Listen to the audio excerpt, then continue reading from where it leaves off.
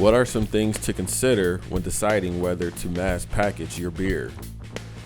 I'm going through today, actually was given a bunch of feedback on some label design that we're trying to hone in on.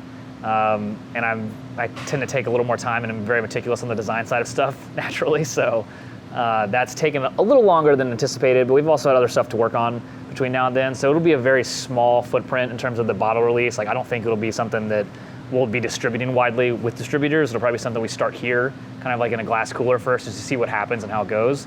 And right now, from Corey's perspective, he's got one assistant brewery hired pretty recently in there, and it's just him. So, anytime you introduce bigger distribution footprints or packaging, it just increases the need for more labor and more time and scheduling, which was something we could do. But I think for us, like our model is really not tailored towards mass packaging.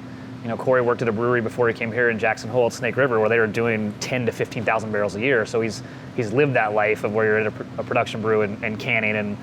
A lot of canning, this is just my opinion and some other people in the industry, I think it's a lot of vanity-driven, ego-type stuff where you just want to see things on the shelves. A lot of breweries I don't think make their bottom line off of how big they can distribute their stuff unless they have so much beer they're making, they just have to go throw it into every 50 states just to get rid of it kind of thing, So I think we're trying to really focus locally, super local in Louisville and the state of Kentucky. And I can see us probably creeping into surrounding like metropolitan areas. Like I was born and raised outside of Cincinnati, so I'm very familiar with that market. Obviously our distributor is up there too, so it makes it easy for us to kind of maintain and keep that same relationship of familiarity and just kind of go, okay, let's go. And I know Cincinnati's a competitive market and not nearing saturation, but definitely has a lot of good craft beer and a lot of passionate Rheingeist fans out there. Can we go steal a few of them and like, they like us too, sort of thing.